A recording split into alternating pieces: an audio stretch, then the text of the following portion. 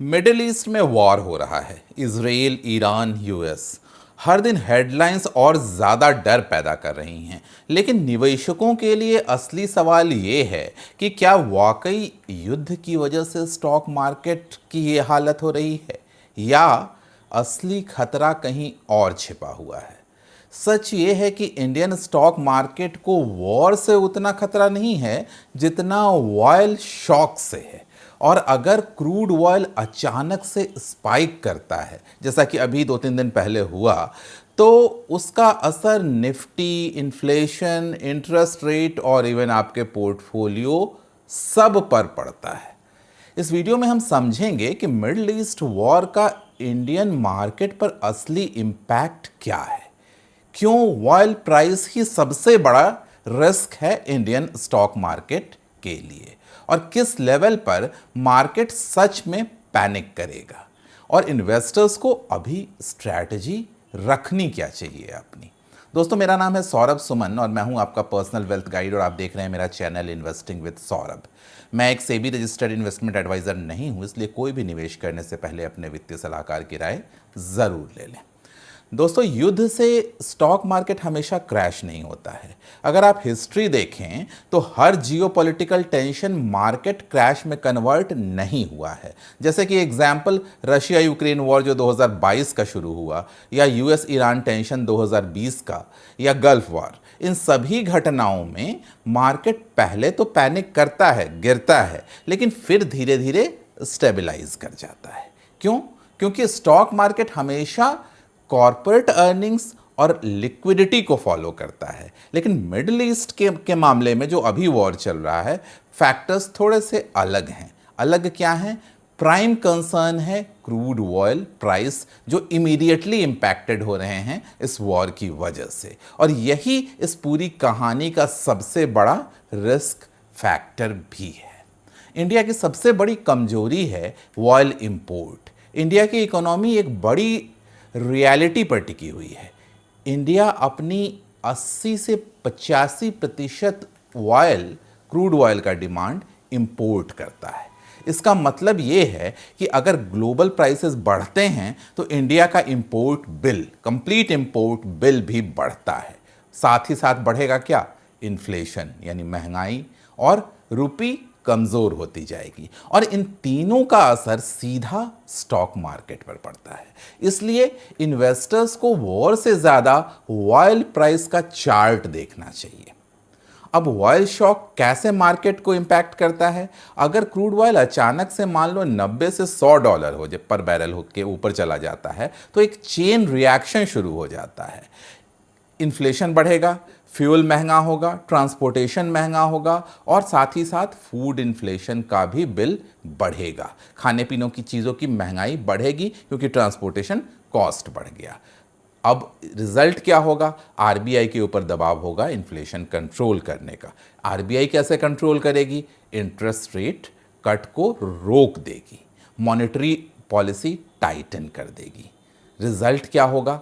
Corporate margins कम होते जाएंगे, और सबसे पहले असर पड़ेगा एविएशन सेक्टर पे, पेंट कंपनीज पे, एफएमसीजीज पे, लॉजिस्टिक्स पे। इन सेक्टर्स की प्रॉफिटेबिलिटी पे सीधा असर पड़ेगा इस ऑयल शॉक का। और यही कारण है कि ऑयल शॉक के कारण मार्केट सेंटीमेंट हमेशा ही खराब हो जाता है।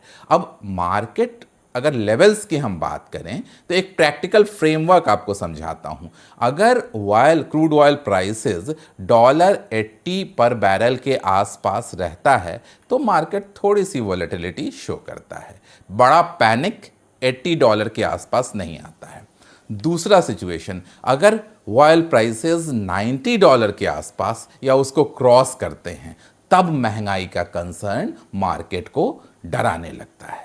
एफआईआई कॉशियस हो जाते हैं, और अगर क्रूड ऑयल का प्राइस $100 पर बैरल को पार कर जाता है, जब भी ऐसा हुआ है तो एक मैक्रो पैनिक की सिचुएशन पैदा हुई है। ग्लोबल मार्केट्स वीक हो जाते हैं और इंडियन इक्विटीज़ में शार्प करेक्शन देखा जाता है। इसलिए बेसिकली ये वॉर नहीं है, ऑयल प्राइस लेवल असली इंडिकेटर है मार्केट परफॉर्मेंस का, मार्केट बिहेवियर का। अब किन सेक्टर्स को फायदा होगा? हर क्राइसिस में कुछ विनर्स भी होते हैं। अगर ऑयल स्पाइक होता है तो पोटेंशियल बेनिफिशियरीज होंगे ऑयल एक्सप्लोरेशन कंपनी, जो कंपनियां ऑयल निकालती हैं, और साथ ही साथ upstream energy companies, defence sector भी कुछ हद तक प्रभावित होते हैं, और सर्टेनली कमोडिटीज के प्राइसेस तो बढ़ते हैं ही हैं। लेकिन एविएशन, पेंट, केमिकल जैसे सेक्टर्स पे बुरा असर भी पड़ता है। इसलिए ब्लाइंडली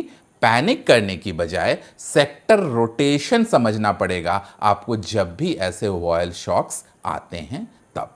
अब इन्वेस्टर सबसे बड़ी गलती क्या करते हैं ऐसी सिचुएशन में?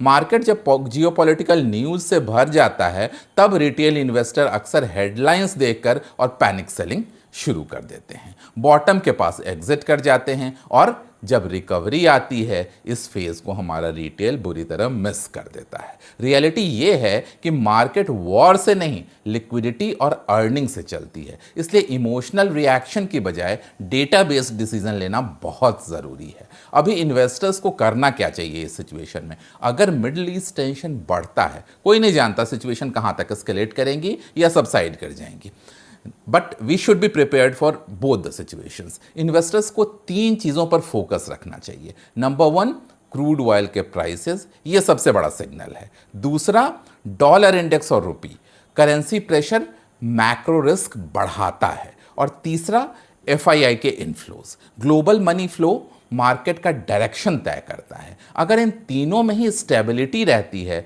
तो वॉर हेडलाइंस के बावजूद मार्केट स्टेबल रह सकता है।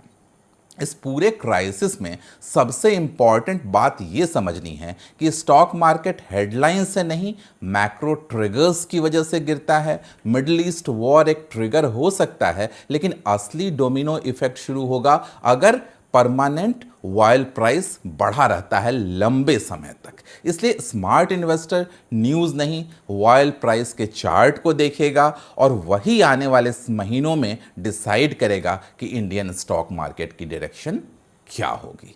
उम्मीद है दोस्तों ये कोरिलेशन आपको समझ आया होगा और आप इसका यूज़ डेफिनेटली करेंगे अपने स्टॉक मार्केट इन्वेस्टमेंट की जर्नी में। जल्दी ही मिलेंगे किसी ऐसे नए वीडियो के साथ। तब तक सौरभ सुमन साइनिंग ऑफ।